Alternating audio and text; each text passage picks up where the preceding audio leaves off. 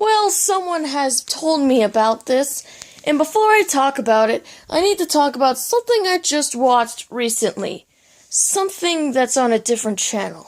Something that has, let me think. Dogs! Yes, I just said it. Ducktales. It's a reboot of the show. Now, what do I think about this? Oh my gosh! I think I found a reboot that's actually really good. I mean, aside of the Samurai Jack, because there wasn't really a reboot, it was a continuation, but with new animation. Well, DuckTales?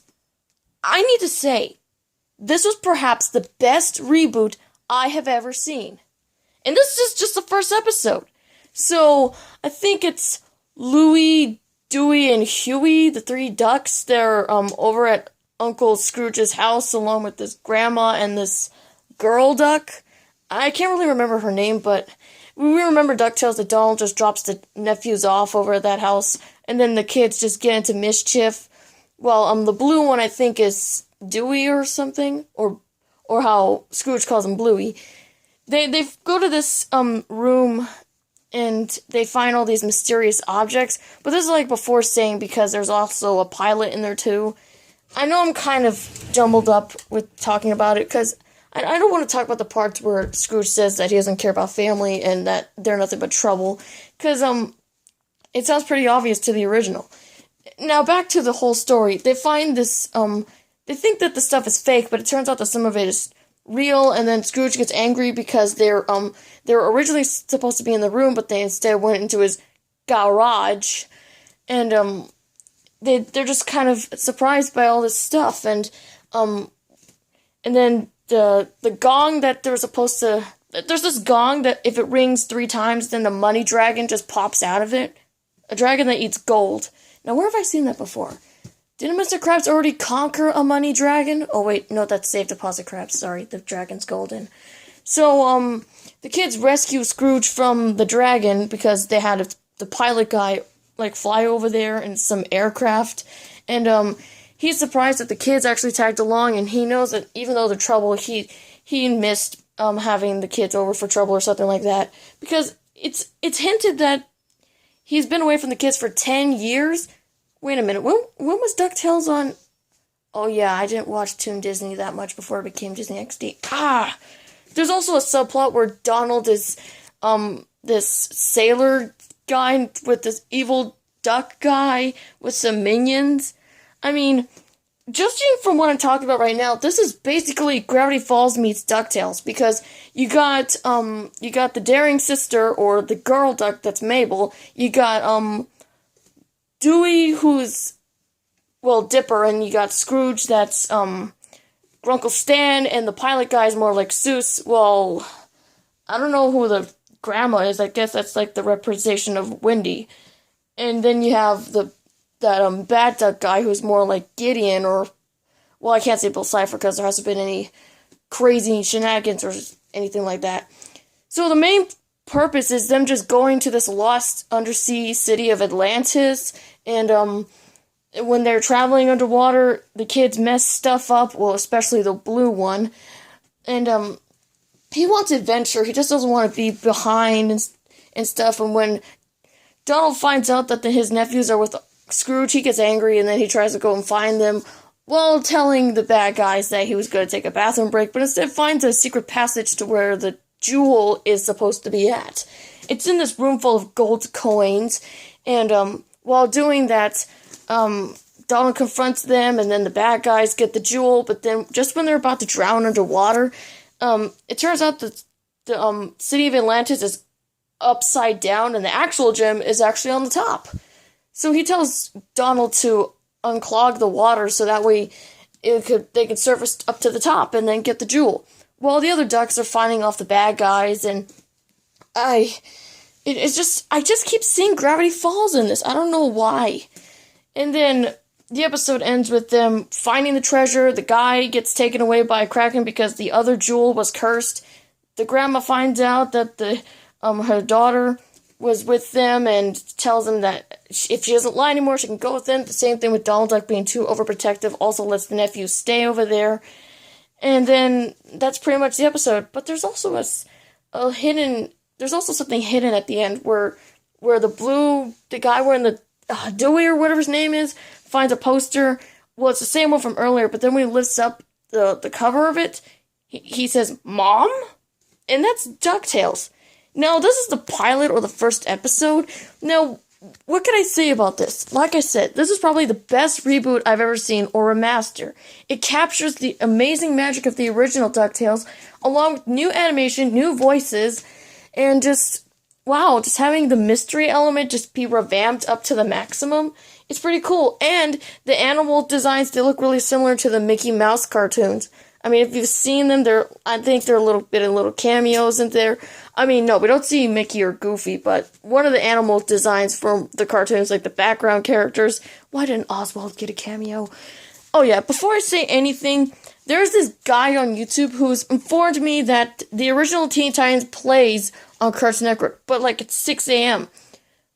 6 a.m.? Why must Cartoon Network go to this kind of route?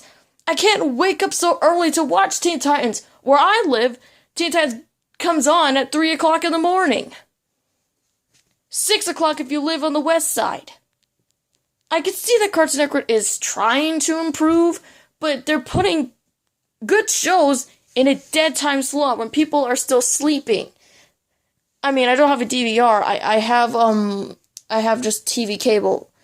Unfortunately, I can't record on DVR. But it's okay, I've watched the original Teen Titans episodes, every single one of them, so why would I want to bother watching them again? Oh, but you said you want to see regular show again, huh, right? The show that stayed with you since 2010. I mean, I could tolerate reruns, but a lot of times you could tell that Cartoon Network is trying and they're not trying because they have flat out too many Teen Titans Go marathons. Okay, so you think, 1 hour of the original Teen Titans? Well, you play the crap out of Teen Titans Go? Have a marathon of the original Teen Titans instead of Teen Titans Go. Hello? You ever think about that? What? Are they just doing this because of their 25th anniversary? Teen Titans is not just the only Cartoon Network show. I'm kind of sorry because I did miss 2 other Cartoon Network shows I forgot to mention. I forgot to say Gumball, and there's another one, Robot Boy, and yeah, those 2 shows I forgot to talk about in the Cartoon Network rant yesterday, so I'm aware, I've seen all those shows, but judging from that, okay, so this isn't just going to be about DuckTales, this is also still going to be my 3rd rant on Cartoon Network. Oh, you thought this was just going to be DuckTales? Think again! Because Cartoon Network does not escape my claws in this one. You possums aren't getting off the hook that easy. So, what's part 3 of the Cartoon Network rant? Let's see. How about their reboots? Yep. I'm going to talk about the reboots. I just talked about a good one. Now I'm going to talk about a really crappy one. Or 2. Or 3.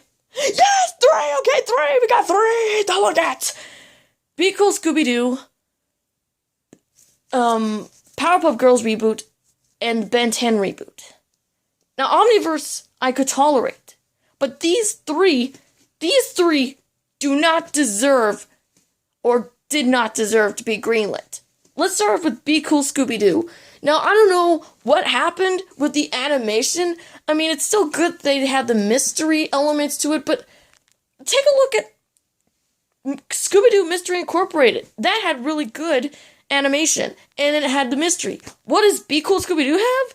Some guy that worked on Family Guy because of the animation. Other times, it looks like Family Guy, and other times, it looks like regular show. I can't even tell. But even though I said crappy reboots, I kind of liked the Be Cool Scooby-Doo. I mean, it was okay, and I don't know why they don't have those Hanna-Barbera or Warner Brothers shorts. I mean, I don't know what happened to Bunnicula. That was for limited time. And then Wabbit, they just made their way on Boomerang. So the Powerpuff Girls reboot is also on Boomerang next to the original. And as I predicted, I told you, reboot of Powerpuff Girls is on Boomerang. Didn't I tell you guys? I told you this would happen. Nothing's changed about the Powerpuff Girls reboot. I hate it with a burning passion, with only a few little exceptions. This doesn't deserve to be greenlit. Okay, now Mysterious Mr. Enter says that he didn't like the other seasons of Powerpuff Girls, but nitpicks to me, I don't care about what he says. I liked all the seasons, even though some felt like they were boring and dragged a bit too long. The Powerpuff Girls reboot just takes out everything that made the original so good. The action is gone, the girls feel like stereotypes, the villains are bland, and the only exception is to have the mayor and the professor's voice actors. That's the only exception. And the narrator's there too, so yeah. And let's not forget they had that horrible crossover with Teen Titans Go. Ugh. Okay. I think I read it a little bit too much on Powerpuff Girls, the reboot. Especially on the one where I talked about that and the Teletubbies. And, yeah. We don't talk about the Teletubbies reboot, ever. Now here's the last thing. The Ben 10 reboot. Oh my goodness sake. What do I have to say? I think out of all the reboots, this one is the definite worst. This is just watered down to the maximum. There's no action. The aliens, they just don't seem cool anymore. And the villains, just like Powerpuff Girls, they're freaking bland. And the only exception is Diamond Head. He's voiced by Roger Craig Smith, so okay, good. I get to hear some voice acting that's really good, because this guy, he voiced Sonic, Thomas, Chad, Jeremy. Like, he does all those regular show voices, so it's good to hear that. And Tara Strong still does the voice of Ben. Now, I hate the animation, okay? Flash animation. God, even Teen Titans Go looks better. Yes, I said it, and I'm sticking to it. I mean, the animation on Ben 10 is so cheap. It is so limited. I know the writers are trying to make them look like the actual aliens from before, but Ben 10 Alien Force, Ben 10 Ultimate Alien, Omniverse, they had better animation. This just doesn't look so good. It looks like Teen Titans Go meets Powerpuff Girls meets Fairly Odd Parents. It's just, they're just some stuff you just don't work with. And the episodes, they're just so lazy.